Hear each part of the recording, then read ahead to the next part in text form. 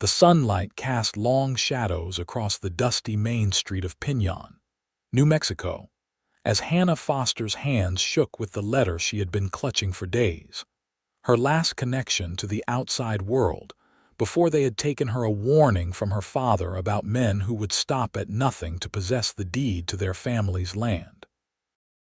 It had been 1871, when Hannah had journeyed west from Boston to settle her late father's affairs. At 22, she had never imagined finding herself in such dire circumstances. A promising future teaching at a respectable ladies' academy had awaited her back east, but duty had called her to the frontier. Now, instead of chalk and primers, she found herself imprisoned in the stifling attic room of the Silverton Hotel, her captors determined to force her to sign away her inheritance. "Miss Foster," Virgil Clayton's voice had been smooth as whiskey when he'd first greeted her at the stagecoach. "As your father's business associate, I'm here to help settle his affairs." His smile hadn't reached his eyes, though Hannah had been too exhausted from her journey to notice. 3 days later, she'd discovered the truth when she refused to sign the documents he'd presented. Clayton wasn't her father's associate but a ruthless speculator who had learned of the gold discovered on Foster land. When persuasion failed, he resorted to force. Now, as the 6th day of her captivity dragged on, Hannah curled into herself on the thin mattress in the corner of the room. Her stomach cramped painfully from hunger, her lips cracked from thirst. They gave her just enough water to keep her alive, a cruel calculation to break her will without killing their golden goose. The summer heat turned the small room into an oven during the day, while desert nights brought a bone-deep chill that her thin dress couldn't ward off. "You'll sign eventually," Clayton had told her yesterday, sliding the papers under the door. "The sooner you do, the sooner you can eat." But Hannah knew that signing meant certain death. No witnesses could remain to challenge his claim. She pressed her forehead against the rough wooden floor, trying to summon strength from somewhere, anywhere. The sound of approaching footsteps made her freeze. But these weren't Clayton's heavy boots. These steps were lighter, cautious. They weren't coming from the hallway but from outside the building. Hannah held her breath as she heard a scraping sound against the outer wall. Then came a soft tap on the window shutters that had been nailed closed from the inside. She stayed motionless, uncertain if this was some new torment devised by Clayton. The tapping came again, more insistent. With trembling legs, Hannah rose and approached the window. Through a crack in the shutters, she glimpsed movement. "Who's there?" she whispered, her voice hoarse from disuse. "Someone who means to help," came a low reply. "Stand back from the window, madam." Hannah retreated as she heard the sound of metal working against wood. Moments later, the nails securing the shutters groaned as they were pried loose. The shutter swung open to reveal a man balanced precariously on the hotel's narrow ledge, silhouetted against the setting sun. He worked quickly, using a knife to jimmy the window lock. Within moments, he had slipped inside her prison, landing with barely a sound despite his tall frame and the spurs on his boots. In the fading light, Hannah could make out a weathered face partially obscured by a bandana, keen eyes assessing the room, and a star pinned to his vest. "Ethan Fitzgerald," he said simply, lowering the bandana. "Deputy Marshal. I've been tracking Clayton and his operation for months." His eyes softened when they took in her condition. "Looks like I'm not a moment too soon." Hannah swayed on her feet, relief and hunger making her dizzy. Ethan stepped forward and caught her before she could fall. "Easy now," he murmured, his calloused hands gentle on her arms.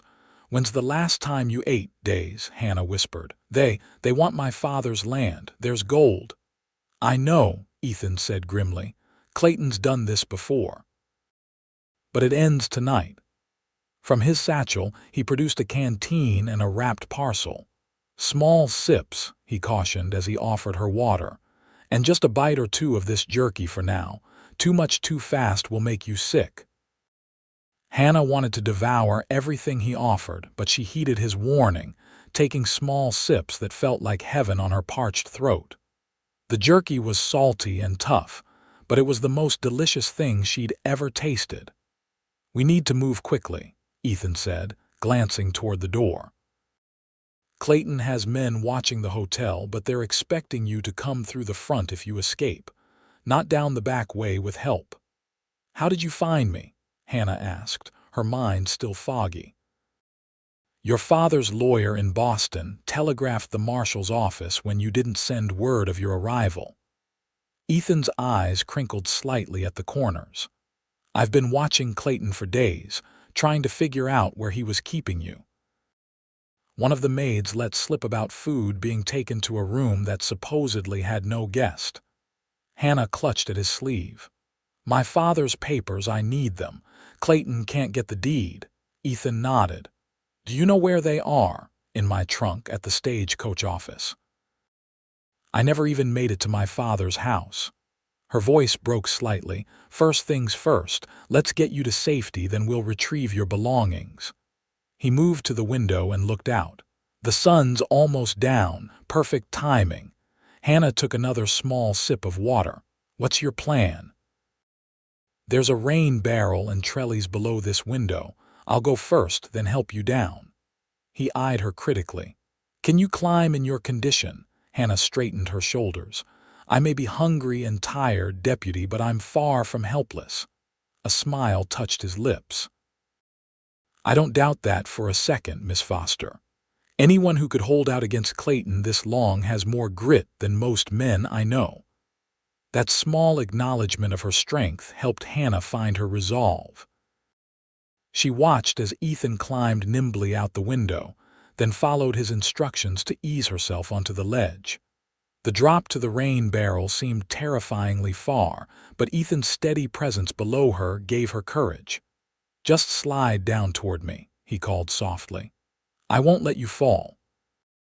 Hannah took a deep breath and let herself slide off the ledge. For one terrifying moment, she was falling through empty air, then strong hands caught her waist, slowing her descent until her feet touched the barrel top. Ethan guided her down to the ground, keeping his hands on her arms until he was sure she was steady. "See? Nothing to it," he said with quiet approval. The cool night air felt magnificent against Hannah's skin after the stifling room. She took a moment just to breathe deeply, savoring her freedom, before Ethan gently urged her toward the shadows at the back of the building. "My horse is tethered just beyond those cottonwoods," he explained in a whisper. "We'll ride to the marshal's office in Silver Creek. It's about 10 miles, but we'll be safe there." They moved silently through the alley behind the hotel, Hannah struggling to keep up despite her determination. Halfway to the trees, she stumbled, her weakened legs betraying her. Without hesitation, Ethan swept her into his arms. "I can walk," she protested weakly. "I know you can," he replied, not breaking stride. "But right now, speed matters more than pride." Hannah couldn't argue with his logic, and truth be told, the solid strength of his arms felt reassuring after days of vulnerability. She let her head rest against his shoulder as he carried her to where a magnificent chestnut gelding waited patiently. "This is Rusty," Ethan said as he settled Hannah in the saddle. "Most reliable partner a lawman could ask for." He swung up behind her, his chest warm against her back as he reached around her for the reins. Hannah was acutely aware of how intimate this position was, something that would have scandalized her Boston acquaintances. But survival trumped propriety out here. "Hold on to the saddle horn," Ethan instructed. "I'll keep you steady." As they rode away from Pinyon, Hannah couldn't help looking back at the lights of the town growing smaller behind them. She had come west to honor her father's memory and claim his legacy. Instead, she'd found danger, cruelty, and now, perhaps, an unexpected ally. "Thank you," she said softly. "You saved my life." Ethan's reply was nearly lost in the sound of hoofbeats. "Don't thank me yet, Miss Foster. We've still got a long night ahead." The ride to Silver Creek seemed endless to Hannah's weakened body. Every muscle ached from the unfamiliar motion of the horse, and despite Ethan's supportive arm around her waist, she found herself drifting in and out of awareness. The moon rose high, bathing the desert landscape in silver light that transformed the terrain into something almost otherworldly. "Stay with me," Ethan murmured when she sagged against him. "Talk to me. Tell me about Boston." Hannah forced her eyes open. "It's nothing like this," she managed. "Everything's green and close together. The buildings reach 4, sometimes 5 stories high. There are gas lights on every street." "Sounds crowded," Ethan commented. "It is, but there are advantages. Museums, libraries, concerts." "What brought you out here then?" Most Eastern ladies aren't exactly eager to trade gaslights for kerosene. Hannah thought of her father's letters, full of descriptions of the wild beauty of New Mexico territory. "My father came west when I was 12. My mother had died and he needed a fresh start. He built a life here, a ranch. When he died, there was no one else to settle his affairs. No brothers or uncles, none, just me." Hannah's voice grew stronger as she spoke of her father. "His letters described this place as harsh but honest. He said the land tests you but never lies to you. I thought I understood what he meant, but now you're experiencing it firsthand," Ethan finished for her. "Yes." Hannah shifted slightly, trying to ease her discomfort. "What about you, Deputy? Are you from these parts originally?" Ethan was quiet for a moment, and Hannah wondered if she'd overstepped. Finally, he said, "Born in Missouri. Came west after the war. Seemed like a place where a man could start fresh, where what mattered was what you did, not who you were." There was a weight to his words that suggested deeper currents, but Hannah didn't press. Everyone out here had stories they kept close. "We're getting close," Ethan said after they'd ridden in companionable silence for a while. "Silver Creek's just beyond that rise." True to his word, they soon crested a small hill, and Hannah saw lights twinkling in the valley below. Compared to Boston, Silver Creek was barely more than a collection of buildings, but after the isolation of her captivity, it looked like salvation. Ethan guided Rusty down the main street toward a sturdy building with a hitching post out front. A lamp burned in the window despite the late hour, and as they approached, the door opened to reveal an older man with a silver mustache and a concerned expression. "That you, Fitzgerald? Been wondering when you'd show up." "Marshal Donovan," Ethan acknowledged as he dismounted, then reached up to help Hannah down. "Found Miss Foster, as you can see." The marshal's eyes widened as he took in Hannah's condition. "Good Lord, girl, you look half-starved. Clayton's work, I presume." Hannah nodded weakly, leaning heavily on Ethan's arm. "Get her inside," Donovan ordered. "My wife's still up. She'll see to her needs while we figure out our next move." The marshal's home attached to the office was modest but comfortable. Mrs. Donovan, a practical woman with kind eyes, immediately took charge, ushering Hannah to a chair by the stove and preparing a small bowl of broth. "Sip it slowly, dear," she instructed. "Your stomach won't be ready for much else tonight." As Hannah gratefully accepted the warm broth, she could hear Ethan and the marshal speaking in low tones in the adjoining office. "Clayton's got at least 6 men," Ethan was saying, "and he's desperate. The gold on that Foster property is a major find, according to my sources." "We've had our eye on him for months," Donovan replied, "but he's careful. Never does his own dirty work directly. Miss Foster's testimony will be crucial." "She needs time to recover," Ethan insisted. "And we need to secure her father's papers before Clayton figures out she's gone and tries to intercept them." "First light, then," the marshal decided. I'll send a wire to Judge Parker in Fort Smith. He's been wanting to make an example of land swindlers like Clayton. Their voices faded as Mrs. Donovan helped Hannah to a small back bedroom. You'll be safe here, dear, the older woman assured her. My husband and the deputy won't let any harm come to you. Too exhausted to do more than murmur her thanks, Hannah sank onto the bed. Despite her ordeal, despite the dangers still ahead, she felt something she hadn't expected to find in this harsh territory: security. And as sleep claimed her, the last image in her mind was of steady hands catching her as she fell, and eyes the color of the New Mexico sky looking at her with quiet determination. Hannah woke to sunlight streaming through unfamiliar curtains. For a disorienting moment, she thought she was back in her Boston bedroom, but the soreness in her body and the plainness of her surroundings quickly reminded her of reality. She was in Silver Creek, in Marshal Donovan's home, having narrowly escaped Clayton's clutches. A clean dress had been laid out for her simple calico, clearly belonging to Mrs. Donovan and hastily taken in to fit Hannah's smaller frame. After days in her filthy traveling clothes, the prospect of fresh garments felt luxurious.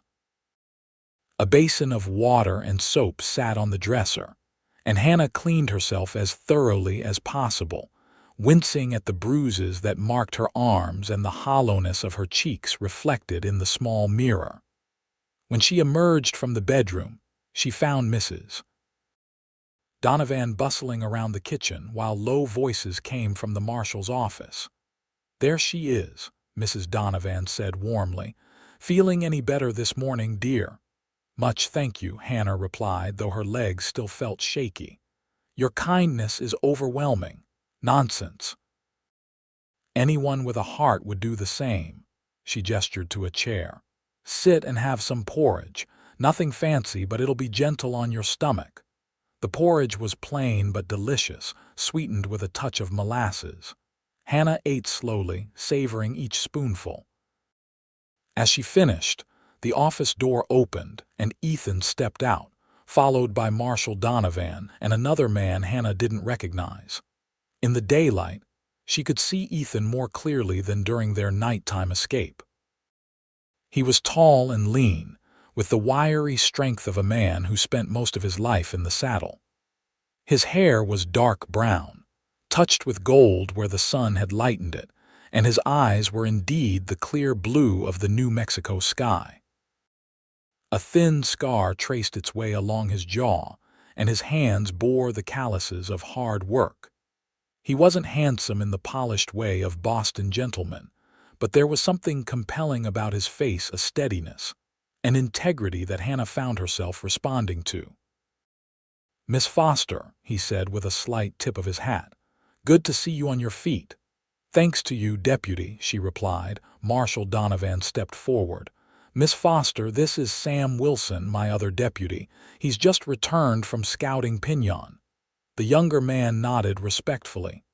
"Madam, thought you'd want to know there's a real hornet's nest over there this morning.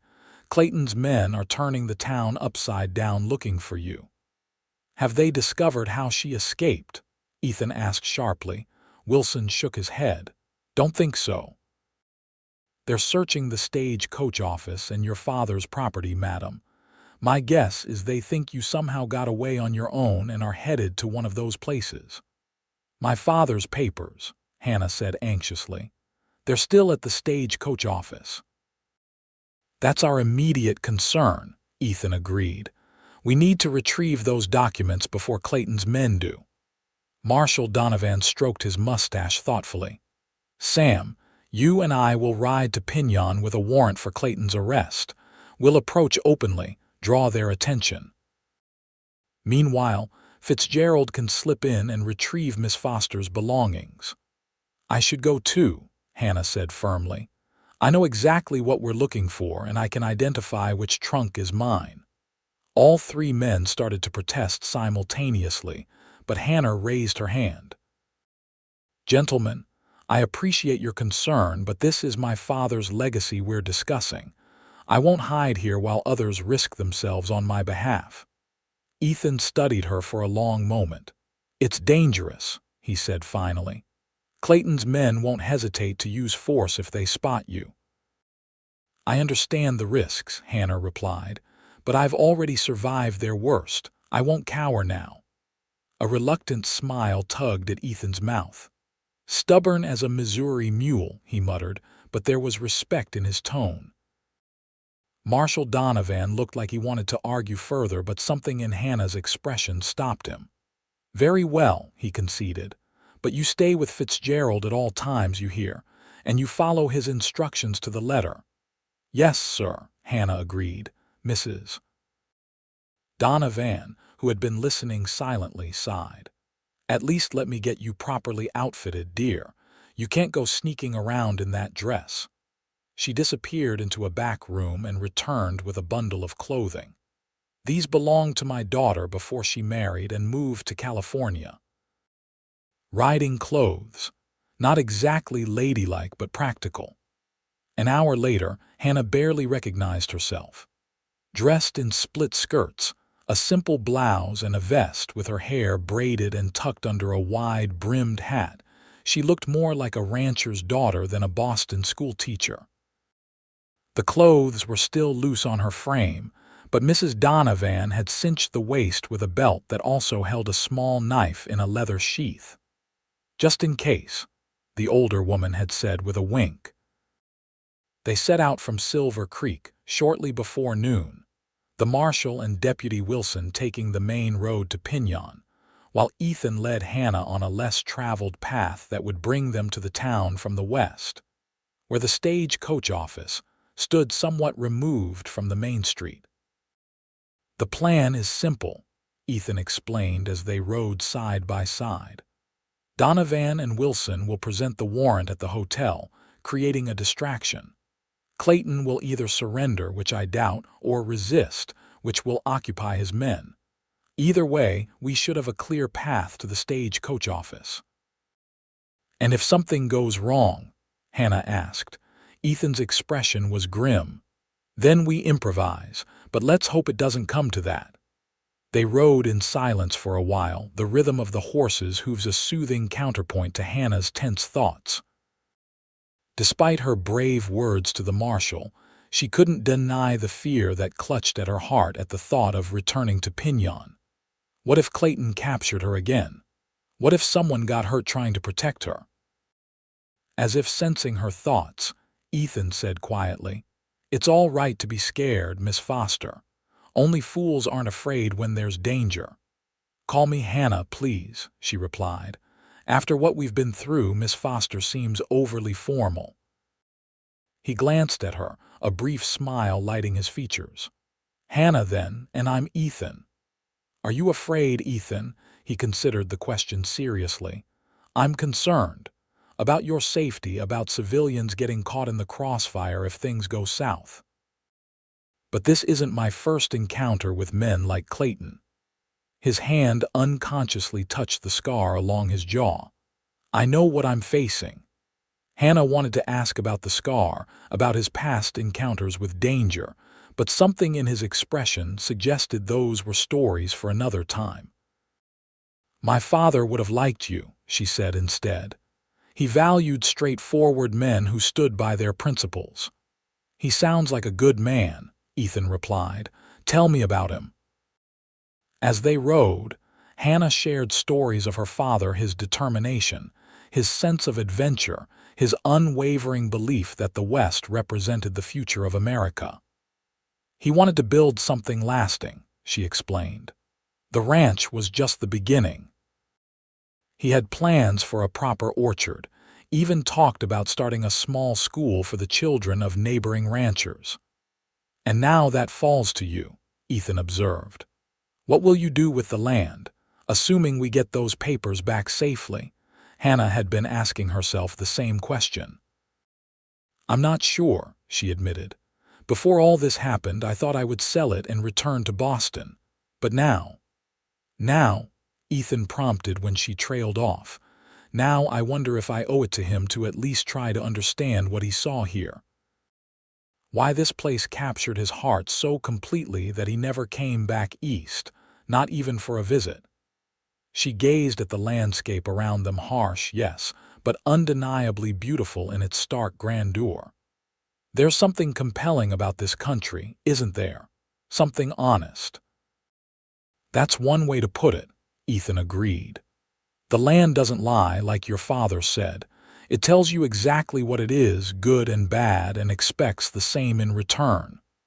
They crested a hill, and Hannah caught her first glimpse of Pinion in the distance. Her stomach tightened with apprehension, but she forced herself to sit straighter in the saddle. "Ready?" Ethan asked, studying her face. Hannah took a deep breath. "Ready." They approached the town cautiously, using a stand of cottonwoods for cover as they observed the main street. It was busier than usual, with several hard-looking men positioned strategically along the boardwalks. Outside the Silverton Hotel, a crowd had gathered, drawn by the unusual sight of the Silver Creek Marshal and his deputy confronting someone on the hotel steps. "Looks like Donovan's making his move," Ethan murmured. "Perfect timing. Let's circle around to the stagecoach office while they're all watching the show." They left their horses concealed among the trees and moved on foot, keeping to the shadows of outbuildings and fences. The stagecoach office was a small structure at the western edge of town, where the main road continued toward Santa Fe. At this hour, it was quiet, with no scheduled arrivals or departures. "Wait here," Ethan instructed as they crouched behind a water trough. "Let me make sure it's clear." Hannah nodded, watching as he moved silently to the side door of the building. He peered through the window, then motioned for her to join him. The door was unlocked, small town trusting despite the rougher elements that passed through, and they slipped inside to find the office empty, except for stacked luggage awaiting collection or transfer. "Which one is yours?" Ethan asked, scanning the various trunks and valises. Hannah moved quickly to a corner where a modest leather trunk sat. "This one. My initials are on the side HF." Ethan produced a small pry bar from his coat and made short work of the lock, which had apparently been tampered with already. "Looks like someone tried to get in but was interrupted," he observed grimly.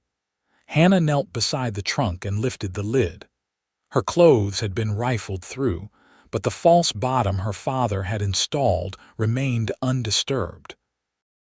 She carefully removed the garments, then pressed a hidden catch that released the compartment below. "Here," she said triumphantly, lifting out a leather portfolio. "Everything's here: the deed, his will, the mining survey reports." A shadow fell across the doorway. "Well, well. What do we have here?" Hannah's blood froze at the familiar voice. Virgil Clayton stood in the office entrance, flanked by two of his men, their guns already drawn. "Step away from the lady, deputy," Clayton ordered, his own revolver pointed steadily at Ethan. "This is a private matter between Miss Foster and myself." Ethan moved deliberately, placing himself between Hannah and the guns. "There's nothing private about kidnapping and attempted murder, Clayton. Marshal Donovan has a warrant for your arrest." Clayton's thin lips curled in a smile. "Donovan's a bit occupied at the moment. Seems there was a misunderstanding with some of my associates. Very unfortunate." Hannah clutched the portfolio to her chest, her mind racing. They were trapped, outnumbered, with help likely detained across town. "The game's over," Ethan said evenly. "Too many people know what you've done. Even if you kill us both, you'll hang." "Perhaps," Clayton conceded, "but I'll be a very wealthy man in the meantime. The gold on that Foster property will make the risk worthwhile." His cold eyes fixed on Hannah. "Now, Miss Foster, return those papers to me, and perhaps I'll consider letting the deputy live." Hannah felt a surge of defiance. "Never," she said clearly. "I'd rather destroy them than let you have them." She took a step toward the small stove in the corner of the office, making it clear she would burn the documents if pushed. Clayton's face darkened with anger. "Stupid girl. You're just like your father, too principled for your own good. You know he could have partnered with me, made us both rich. But no, he talked about responsible mining, about preserving the land." He spat the words like they were poison. "Sentimentality has no place out here." "You're wrong," Hannah replied, surprised at the steadiness in her voice. "My father understood something you never will. This land isn't just a resource to exploit. It's a trust, a responsibility." Clayton's finger tightened on the trigger. Enough philosophy, the papers. Now, what happened next unfolded in a blur of motion. Ethan lunged, not toward Clayton but toward Hannah, knocking her to the floor as gunshots exploded in the small office. She felt the heat of a bullet passing inches from her head as they crashed into the stack of luggage. In the same motion, Ethan drew his own weapon and fired twice. One of Clayton's men staggered back, clutching his shoulder. Clayton himself ducked behind the doorframe, returning fire wildly. A trunk near Hannah's head splintered from the impact of a bullet. "Stay down," Ethan commanded, pulling her deeper into the cover of the stacked luggage. He fired again, forcing Clayton and his remaining man to retreat further. More gunshots sounded from outside, but these came from a different direction. Hannah heard shouting, then Marshal Donovan's authoritative voice. "Drop your weapons, you're surrounded." For several tense moments, the gunfire continued.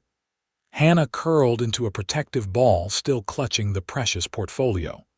Ethan remained a shield beside her, his body tense and ready to move at the first opportunity. Then, abruptly, silence fell. "Fitzgerald," Donovan called. "You folks all right in there?" "We're here," Ethan replied cautiously. "Clayton, got him. He's down wounded, not dead. His boys are either surrendering or running." The marshal appeared in the doorway, his own gun still drawn but lowered. "Miss Foster." "I'm unharmed," Hannah confirmed, though her heart was still racing so fast she felt light-headed. "And I have my father's papers." Ethan helped her to her feet, his hand lingering supportively at her elbow. Outside, Deputy Wilson was securing Clayton's men, while the man himself lay on the ground, blood seeping from a wound in his thigh. "You've ruined me," Clayton snarled when he saw Hannah. "You'll regret this, girl." "The only regret here is that we didn't catch you sooner," Marshal Donovan said coldly. "You're looking at serious time in territorial prison, Clayton. Judge Parker doesn't take kindly to land swindlers who resort to kidnapping and attempted murder." As they emerged into the sunlight, Hannah was startled to see several townspeople had gathered, drawn by the commotion. Among them was a young woman who stepped forward hesitantly. "Miss Foster, I'm Jenny, the maid from the hotel. I'm the one who told the deputy where you were." Her eyes were anxious. "Clayton threatened my family if I said anything, but I couldn't just let you starve up there." Hannah clasped the girl's hands. "You were very brave, Jenny. Thank you."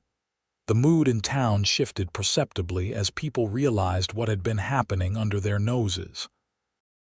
Several men offered to help the marshal secure the prisoners, while others expressed outrage that such crimes had been committed in their community.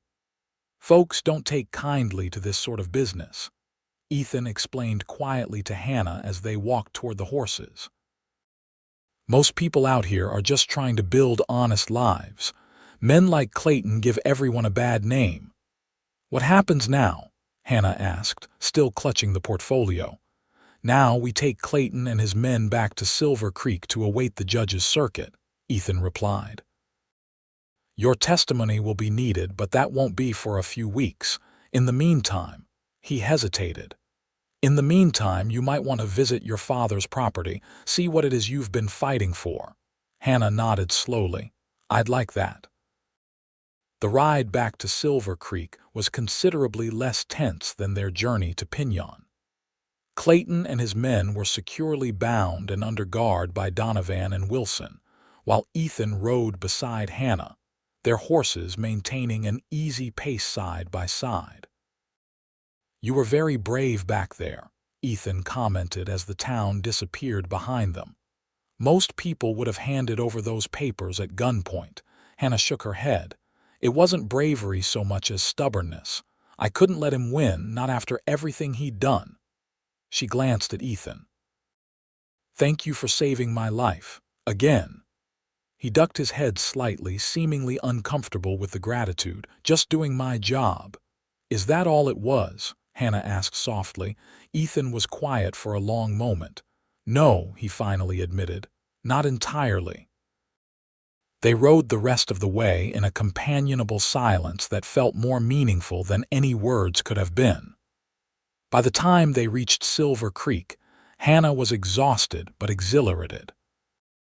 The immediate danger had passed, and for the first time since arriving in New Mexico territory, she could actually consider what her future might hold. "Mrs." Donovan welcomed her back with open arms and a hot meal, exclaiming over Hannah's adventure and clucking with disapproval at Clayton's villainy. After dinner, Hannah sat on the small porch behind the Donovan's house, watching the sunset paint the desert in shades of gold and crimson.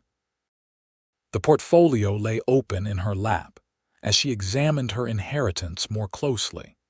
The deed to her father's ranch covered nearly 1,000 acres, including the small stream that had made agriculture possible in that harsh environment. The mining survey confirmed gold deposits in the northern corner of the property, though her father's notes indicated he had been hesitant to develop them, concerned about the environmental impact and the type of men such operations might attract to the area. There were other papers, 2 letters her father had written but never sent, expressing his hope that Hannah might someday join him in the West. Pages of plans for the ranch's future, sketches for expanding the house, even notes about suitable teaching positions in nearby settlements should Hannah wish to continue her profession.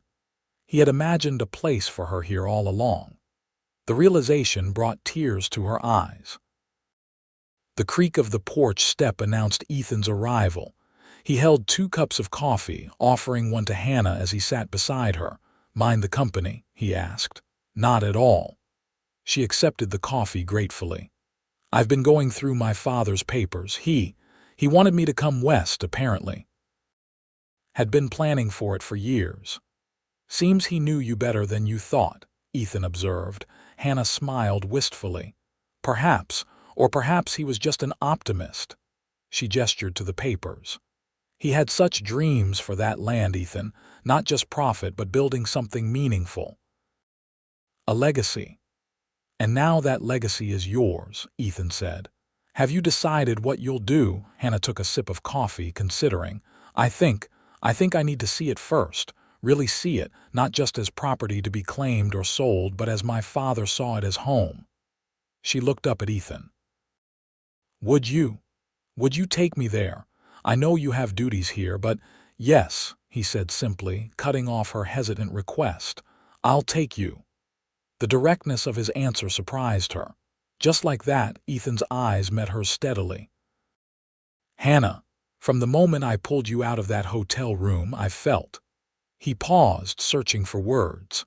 "I felt responsible for you, not just as a lawman, but as a man who can't bear the thought of you facing another difficulty alone."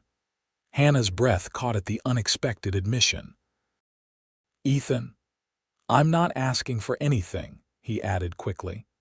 "I know you have decisions to make about your future, but if seeing your father's ranch will help with those decisions, then yes, I'll take you there, as soon as you're strong enough to travel." "Thank you," she said softly, aware that something significant had shifted between them. "That means more than I can express." They sat together as darkness fell, the vast canopy of stars emerging overhead with a brilliance Hannah had never seen in Boston's light-polluted skies. Tomorrow would bring new challenges, But for now, this moment of peace felt like a precious gift after the dangers they had faced. And if Hannah was acutely aware of Ethan's presence beside her, of the steady strength he emanated, and the unexpected flutter in her heart when their hands accidentally touched, well, that was something she would contemplate in the private sanctuary of her thoughts, where dreams of a future she had never imagined were beginning to take shape. 3 days later, Hannah stood on a rise overlooking her father's ranch, her breath catching at the unexpected beauty spread before her. The main house nestled against a backdrop of red cliffs, its adobe walls glowing warmly in the morning light. A small orchard of apple and pear trees stretched to one side, while corrals and outbuildings created a neat compound. Beyond, cattle grazed on the sparse but sufficient grasses that covered the gentler slopes of the property. "It's not what I expected," Hannah admitted, turning to Ethan, who sat patiently on his horse beside her. "What were you expecting?" he asked. "Something harsher, I suppose, more primitive." She shook her head in wonder. "This looks like a proper home." "Your father put years of work into this place," Ethan replied. "From what I've heard, he was determined to create something that would last." They rode down to the ranch, where they were greeted by Miguel Ortiz, the foreman who had kept the operation running during James Foster's illness and after his death. A weathered man in his 50s with a dignified bearing, Ortiz had been visibly relieved to learn of Hannah's escape from Clayton and the preservation of her rightful ownership. "Your father spoke of you often, Miss Foster," he said as he showed her through the house. "He always believed you would come west eventually." The house was simple but surprisingly comfortable, with solid furniture, well-stocked bookshelves, and touches that revealed her father's character: geologic specimens displayed on shelves, maps carefully annotated with observations, a desk positioned to catch the morning light through east-facing windows. In what had clearly been her father's bedroom, Hannah found a photograph of herself as a child, standing beside her mother in their Boston garden. Her throat tightened at the evidence that, despite the distance, she had remained present in his life. "Would you like to see the rest of the property, Miss Foster?" Ortiz asked. "There is much to show you." The tour took most of the day, with Ortiz explaining the operation of the ranch while Ethan occasionally added context about the surrounding area. Hannah learned about the careful management of water rights, the breeding program her father had established to develop cattle suited to the harsh environment, and the relationships he had built with neighboring ranchers and the native peoples whose land bordered the property. "Your father was respected," Ortiz told her. "Not all Anglo ranchers earned such regard, but Don Jaime, as we called him, was fair and honorable." By late afternoon, Hannah's mind was swimming with information, but her heart felt fuller than it had in years. She could sense her father's presence in every carefully considered aspect of the ranch, could understand why this wild country had captured his soul. As the sun began to set, Ortiz excused himself to attend to evening chores, leaving Hannah and Ethan sitting on the porch of the main house. A comfortable silence stretched between them as they watched the landscape transform in the golden light. "I can see why Clayton wanted this land so badly," Hannah said finally. "It's special." Ethan nodded. "It's a fine property, but the gold was what drove him mad with greed. That and the water rights. In this country, water is more valuable than gold in many ways. My father knew about the gold but chose not to mine it," Hannah mused. "His notes suggested he was concerned about the environmental impact." "He was ahead of his time in that thinking," Ethan replied. "Most men out here take what they can without thought for tomorrow." Hannah turned to study his profile, struck again by the quiet strength he projected. "You're not most men, though, are you, Ethan?" He met her gaze, something vulnerable flickering in his eyes. I try to live by a certain code. Not always successfully, but I try. Tell me about Missouri, Hannah said suddenly. About what brought you west. Ethan was silent for so long that Hannah thought he might not answer. Finally, he said, I fought for the Union. Came home to find my family farm in ruins, my parents dead of fever.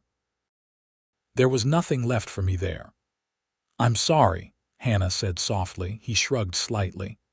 It was a common enough story after the war. I drifted west, worked as a ranch hand, a scout, eventually found my way into law work.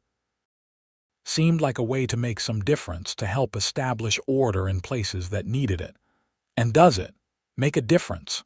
Some days. His lips curved in a slight smile. Days like when we pulled you out of Clayton's clutches, those are the good ones. Hannah impulsively reached out to touch his hand. It made all the difference to me. Ethan's fingers curled around hers, warm and calloused. What will you do now, Hannah? Will you stay? It was the question she had been asking herself since seeing the ranch. Boston seemed impossibly far away now, a life that belonged to someone else. I think I might, she said slowly. At least for a while. There's so much to learn, and I owe it to my father to at least try to understand what he built here. She hesitated. But I'm not sure I can run a ranch alone. Ortiz knows this operation inside and out, Ethan pointed out. And you seem like a quick study. Even so, Hannah replied. It's daunting. Ethan's thumb traced a gentle pattern on the back of her hand. You wouldn't have to be alone, you know. Hannah's heart quickened at his words, at the implication behind them.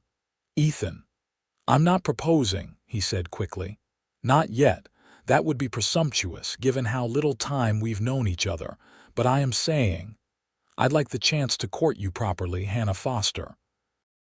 To see if what I'm feeling might be something you could share. And what are you feeling? Hannah asked, her voice barely above a whisper. Ethan's eyes, so clear and honest, held hers. That you're the bravest, most determined woman I've ever met. That watching you face down Clayton made me prouder than I had any right to be. That the thought of you returning to Boston creates an ache I can't explain. He paused. That I want to know everything about you and to share parts of myself I've kept hidden for years. Hannah's breath caught at the raw honesty of his words. In Boston, courtship was a carefully choreographed dance of social niceties and proper introductions. This direct declaration of interest should have scandalized her, yet it felt right, as honest and unvarnished as the land around them. I'd like that, she said finally. The chance to know you better, to see if this connection we seem to have might grow into something more. Relief and joy flashed across Ethan's face, so quickly she might have missed it if she hadn't been watching so closely. Then I'll speak to Marshal Donovan about extending my assignment in this area, he said. The territory's growing quickly, and there's always need for law officers to cover more ground. And I'll write to the school board in Boston to tender my resignation, Hannah decided, surprising herself with how right the decision felt. I think perhaps I'm meant to be a teacher out here instead. My father mentioned the need for education in these parts. As darkness fell around them, they continued talking, making tentative plans, sharing hopes and concerns. When Ortiz returned to invite them to a simple supper, he found them still on the porch, hands linked, faces animated in conversation. It seems the señorita has found reason to stay, he commented with a knowing smile. Hannah felt herself blush, but didn't deny it. I'm considering it, Miguel. The ranch deserves someone who cares for it as my father did. And perhaps someone who cares for the señorita as she deserves. The foreman suggested, his eyes twinkling as they shifted to Ethan. Now it was Ethan's turn to look slightly embarrassed. That's my hope, sir. Ortiz nodded approvingly. Don Jaime would be pleased. He often said the right man would need to be as stubborn and principled as his daughter. He gestured toward the house. Come, supper is ready. Tomorrow there will be more to see and discuss. As they followed Ortiz inside, Ethan leaned close to Hannah. "Stubborn, are you? I hadn't noticed," he teased. Hannah laughed, feeling lighter than she had in years. "Pot, kettle, Deputy Fitzgerald." His answering smile warmed her more thoroughly than any fire could have. The weeks that followed took on a rhythm Hannah would never have imagined for herself back in Boston. She divided her time between learning the operations of the ranch from Ortiz, inventorying her father's possessions and papers, and making tentative plans for the future. The gold deposit remained untouched for now, a decision both practical and principled, as Hannah wanted to thoroughly understand the potential impacts before proceeding.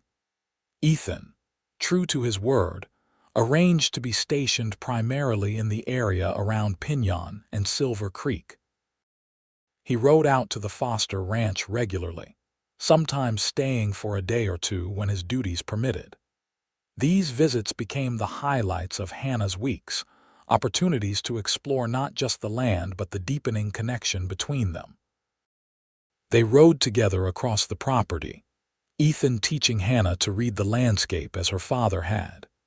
He showed her how to track animals, how to spot signs of water in seemingly barren terrain, how to navigate by stars when the moon was dark. In turn, Hannah shared her knowledge of literature and science, reading aloud from her father's books in the evenings and discussing ideas that ranged far beyond the immediate concerns of ranch life. Clayton and his men stood trial before Judge Parker, with Hannah providing key testimony that ensured substantial sentences for all involved. The experience was harrowing but cathartic, allowing Hannah to finally close that chapter and focus fully on her future. As summer gave way to fall, Hannah's position in the community grew more established. She began offering reading lessons to the children of neighboring ranches and the workers' families, the embryo of the school her father had envisioned. Several of the local women took her under their wing, teaching her practical skills from bread making to basic medical care that every frontier woman needed to know. Through it all, Ethan was a steady presence, his courtship as straightforward as the man himself. There were no grand gestures or flowery declarations, just a deepening trust and affection expressed through reliable support and genuine interest in her thoughts and concerns. On a crisp October evening, they rode to a high point on the property to watch the sunset. The valley spread out below them, the ranch buildings tiny in the distance, while the western sky exploded in colors that no eastern sunset could match. "I received a letter today," Hannah said as they dismounted, "from my aunt in Boston. She's horrified that I've decided to stay in this savage wilderness instead of returning to civilization." Ethan raised an eyebrow. "And what did you tell her?" Hannah smiled. "That I've found more authentic civilization here than I ever knew in Boston. That I understand now why my father chose this life." "No regrets, then?" Ethan asked, helping her spread a blanket on a flat rock for them to sit on. "None," Hannah confirmed. "Though I do sometimes miss certain conveniences, hot baths that don't require hauling water, bookstores, ice cream." Ethan chuckled.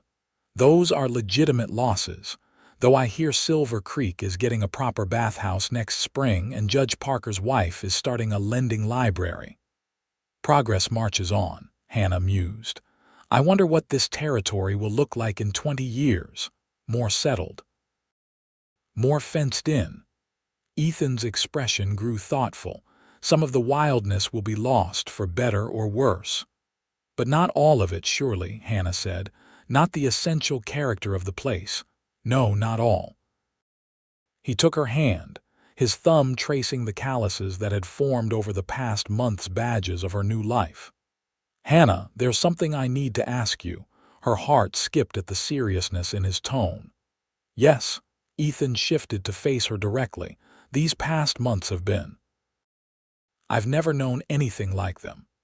Being with you, seeing you build a life here against all odds, watching you grow from that frightened but determined woman I pulled out of Clayton's prison to the capable rancher and teacher you've become." He paused, seemingly gathering his thoughts. "I find myself thinking about the future more than I ever have before, a future that only makes sense with you in it." Hannah's breath caught as Ethan reached into his pocket and withdrew a small leather pouch. From it, he tipped a ring into his palm, a simple gold band set with a small but perfect sapphire. "It was my mother's," he explained. "The one thing I kept when I left Missouri. I've carried it all these years, thinking someday I might find someone worthy of it." His clear blue eyes met hers. "I've found her, Hannah. If you'll have me, I'd be honored to call you my wife." Tears sprang to Hannah's eyes, but they were tears of joy. "Yes," she whispered. "Yes, Ethan Fitzgerald, I will marry you." His face broke into a smile of such unguarded happiness that Hannah's heart seemed to expand in her chest. Gently, reverently, he slipped the ring onto her finger, then leaned forward to kiss her with a tenderness that promised a lifetime of such moments. As the last light faded from the sky and the first stars appeared overhead, they sat together planning their future, a home expanded to accommodate children someday, a proper schoolhouse for Hannah's growing number of students, continued improvements to the ranch that would honor her father's vision while adding their own. "I never expected this," Hannah confessed as they finally prepared to ride back to the ranch house. "When I came west, I thought I was fulfilling an obligation, nothing more. I never imagined finding a home, finding love." Ethan helped her mount her horse, his hands lingering supportively at her waist. "The best things in life are rarely what we expect," he replied. "They're the surprises that find us when we're busy making other plans." "A philosopher as well as a lawman," Hannah teased. "I'm a fortunate woman indeed." As they rode back under the canopy of stars, Hannah found herself offering a silent thanks to her father. He had known, somehow, that this wild country would claim her heart as it had claimed his. Perhaps he had even hoped she would find what he himself had discovered here, not just a living, but a life rich with purpose and connection. And if that life now included a steady-eyed deputy marshal with a scar on his jaw and integrity in his soul, well, Hannah suspected her father would have approved of that most of all. They were married the following spring in Silver Creek, with Marshall and Mrs. Donovan standing as witnesses. Hannah wore a simple dress of pale blue silk ordered from Santa Fe, while Ethan looked uncommonly formal in a new black suit. The small church was filled with well-wishers, neighboring ranchers, townspeople who had come to know Hannah through her growing school, and Ethan's fellow lawmen. As they exchanged vows, Hannah thought of how far she had come from that terrifying room in the Silverton Hotel. From captive to ranch owner, from frightened Eastern lady to confident Western woman, from alone in the world to deeply connected to both a place and a person. They established their home at the Foster Ranch, which became the Fitzgerald Ranch in name, though Hannah insisted on keeping her father's vision for the property intact. Ethan continued his work with the Marshal Service, though he arranged his duties to keep him closer to home as much as possible. In the years that followed, their family grew. A son, James, named for Hannah's father, arrived first, a sturdy boy with his mother's determination and his father's steady nature. 2 years later came Elizabeth, a bright, curious daughter who showed an early affinity for books and learning. The school Hannah had started grew as well, eventually becoming a proper building in town with multiple teachers, though she continued to oversee its operation and teach the advanced students herself. The gold on their property was eventually developed, but carefully and with strict environmental considerations that set a standard others in the territory began to follow. Throughout it all, Hannah and Ethan maintained the deep partnership that had begun in those first desperate days of their acquaintance. They faced the challenges of frontier life together, drought years that threatened the cattle, outlaws who periodically troubled the region, political changes as the territory moved toward statehood, personal losses and triumphs that shaped their growing family. On their 10th anniversary, they returned to the high point where Ethan had proposed, bringing a picnic and their children to watch the sunset spread its colors across the land that had become so fundamentally theirs. You ever think about how differently things might have turned out? Hannah asked as they sat side by side, watching James and Elizabeth explore the rocky outcropping. If you hadn't been assigned to investigate Clayton, if I had signed those papers out of desperation, Ethan's arm tightened around her shoulders. Sometimes. But then, I remember what you told Clayton that day in the stagecoach office about the land being a trust, a responsibility. I think some things are meant to be, Hannah. Some connections are inevitable. Even through a hotel window, she teased, especially then. He smiled, the lines at the corners of his eyes deepening with the expression. I knew when I saw you there, half-starved but still defiant, that you were someone extraordinary. I just didn't know yet that you were also my future. Hannah leaned her head against his shoulder, contentment washing through her. From desperate beginnings had grown this rich life, this deep love. The wild country that had once seemed so alien to her now felt like the only place she truly belonged. Mama, Papa, look. Elizabeth called, pointing westward where the setting sun had ignited a bank of clouds in brilliant gold and crimson. Hand in hand with Ethan, Hannah moved to join their children at the edge of the rock. Together, the four of them watched day give way to evening, the first stars emerging in the deepening blue above. In that moment, with her family around her and the land spread out below, Hannah felt the completion of a circle that had begun with her father's journey west years ago. He had found his heart's home in this harsh, beautiful country. Now, so had she, along with a love and a family she could never have imagined in her previous life. As darkness settled fully around them, and they gathered their things to head home, Hannah took one last look at the stars brightening overhead. The same stars had guided her father, had witnessed Ethan's desperate rescue of a woman he didn't yet know, had presided over their growing love and the life they'd built together. Some things, indeed, were meant to be.